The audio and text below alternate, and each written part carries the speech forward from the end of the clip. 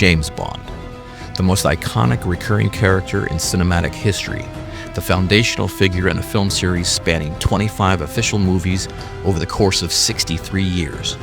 We all know his name, his 007 designation, the martini shaken, not stirred, and Monty Norman's immortal theme. 6 actors have portrayed him in those official films, and part of the fun surrounding the character is debating who has best captured the spy created by author Ian Fleming. Historically, the man who played Bond in 6 of the first 7 movies, Sean Connery, has been considered the quintessential representation of the secret agent. Connery's suave presence, his sly sense of humor, his charm, and his physicality have made him an easy choice. He was terrific, no question. He was so good that Fleming himself gave Bond Scottish ancestry in books written after the film series started in a nod to Connery. As the decades passed, Gen X claimed Roger Moore as its Bond, older millennials rallied around Pierce Brosnan, younger millennials and Gen Z laid claim to Daniel Craig. Lost in the mix is my choice for the best Bond of them all, Timothy Dalton, who took over for Roger Moore and starred as 007 in just 2 films, 1987's The Living Daylights and 1989's License to Kill. Don't get me wrong, Connery was fantastic. Moore had many great moments. Brosnan had his own winning charm, and Craig brought back an edge to the British spy. Even George Lazenby, who played Bond just once in On Her Majesty's Secret Service, was serviceable. But in saying that Craig brought the edge back to the character requires one to say that he brought it back from the actor who first displayed it in full, Dalton, who was unquestionably the most accurate Bond as Ian Fleming wrote him over the course of 12 novels and 2 short story collections. In both the first and third Fleming books in the series, written in the 1950s, characters describe Bond as resembling the songwriter, actor, and author Hoagy Carmichael, but adding to the comparison in a way that is not very flattering. Vesper Lynd, the romantic interest in Casino Royale, observes that there is something cold and ruthless about Bond. In Moonraker, police officer Gala Brand notes that Bond has much the same bone structure as Carmichael, but that there is something a bit cruel in the mouth and the eyes are cold. This very accurately captures Dalton's face and the facial mask he gives to Bond. There is something absolutely cold and potentially cruel there. Connery and Moore's Bond have perpetual smirks, not looks of cruelty or iciness. Their seeming inclination is to be witty, not ruthless. Before the term reboot became a thing, producers decided that Bond needed rebooting after Moore arguably dragged the franchise into cheesy camp and the realm of self-parody by the time his run ended with 1985's A View to a Kill.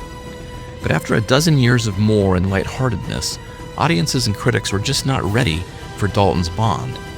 His 2 films sputtered at the box office. Critics complained. The adjustment away from Moore was too fast and too severe. Famed Chicago Sun-Times critic Roger Ebert said Dalton lacked a sense of humor. Rolling Stone's Peter Travers called Dalton dull as dirt. Critic James Berardinelli wrote that while Dalton channeled Fleming's Bond, that version of the super agent was a relic of the past, and audiences were not interested. None of that is true. Daniel Craig proved that audiences were more than willing to embrace a tough, edgy Bond. Craig's reboot breathed new artistic and financial life into the franchise. Timothy Dalton was simply ahead of his time. His Bond has plenty of charm and humor. It's just that he balances that with the cold, calculated, icy professionalism required to survive as a secret agent in a world filled with danger at every moment. Fleming's Bond is a heavy drinker and smoker, 2 things designed to relax a man who is always a moment away from death. The literary Bond is described as 6 foot and 168 pounds, and he smokes 3 packs of custom-made cigarettes a day. Dalton is 6'2", and was said to be a lean 165 pounds as Bond, and the cigarettes returned for the first time since Connery, who actually decreased his smoking as Bond throughout his tenure, while Moore never smoked cigarettes as Bond, indulging only in an occasional cigar. Dalton's Bond is focused on his job and the notion of professionalism. He is, after all, a state-sanctioned killer. It's crucial to remember that his job is to protect his nation and its allies at all times, by whatever means necessary. We can't lose sight of the fact that the 00 prefix is an explicit license to kill, something the filmmakers put front and center in Dalton's second outing. Audiences and critics simply never got a chance to warm up to Dalton. His stint as Bond ended after License to Kill not because producers wanted to replace him, but because the franchise was in legal limbo after myriad financial and legal issues put MGM UA Studios, which held the distribution rights to Bond, at odds with the Broccoli family, which had ownership rights of the franchise. It led to a record 6-year gap between films, and Dalton, by then in his late 40s, did not want to sign a multi-picture deal. Brosnan, who producers originally considered to take over for Moore, became Bond in 1995's GoldenEye. It was a strange twist of fate, since producers originally wanted Dalton to become Bond instead of Moore, but he turned down the role after Connery's last outing in 1971's Diamonds Are Forever, saying that his age, 25 at the time, made him too young. It begs an obvious question: why did producers chase Dalton for so long? The answer is multifaceted, and considered together make Dalton the ideal Bond. He was classically trained as an actor, enrolling in the Royal Academy of Dramatic Art at age 16. He quickly gained attention, and he earned his first film role at age 22, acting opposite two legends, Peter O'Toole and Katharine Hepburn, in 1968's The Lion in Winter. After 4 more films, he decided to hone his craft by returning to the stage with the Royal Shakespeare Company. His acting credentials were the best of any Bond actor when taking over the role. Add his lean, athletic physique and sharp good looks that match Fleming's creation, and he is overall the best qualified of any actor to serve in the role. It's a shame that Dalton's stint was interrupted by legal issues and hampered by subpar scripts and the pedestrian guidance of John Glenn, who directed both of Dalton's Bond outings. Glenn served as editor on 3 Bond films before making his directorial debut with Moore's Bond on 1981's For Your Eyes Only. He directed the next 4 Bond films, inexplicable in that Moore's final 2 outings, Octopussy and A View to a Kill, are the worst of the Bond films along with Moonraker, which Glenn edited. What could Dalton have done with a good script and a top-notch director? Glimmers of greatness in what could have been can be seen throughout The Living Daylights and License to Kill.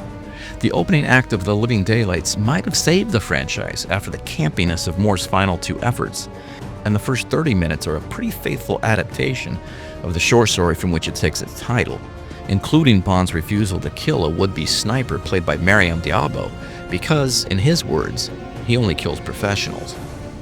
License to Kill is the really frustrating one because it has the elements to be the best Bond of them all. Bond's friend and CIA counterpart Felix Leiter sees his wife killed on their wedding day, and Leiter himself is mutilated and nearly killed, leading Bond on a path of revenge that sees his 00 license revoked. A rogue Bond engaged in a personal vendetta with Dalton's intensity at the core is an incredibly intriguing premise, especially when attached to a narrative about a ruthless drug lord played by Robert Davi. But Glenn's direction has the film dead on arrival, and the staging, filming, and acting are so bad that the first 20 minutes feel like a TV drama of the 1980s. A plot device involving a shark induces eye-rolling. That it works at all over the next hour and a half is a testament to Dalton, Davi, and a 22-year-old Benicio del Toro appearing in just his second film. If only there were no legal issues. If only an A-list director were present for either or both of the films. Then, perhaps, Timothy Dalton could have been universally viewed by the franchise's fans as the definitive Bond, James Bond.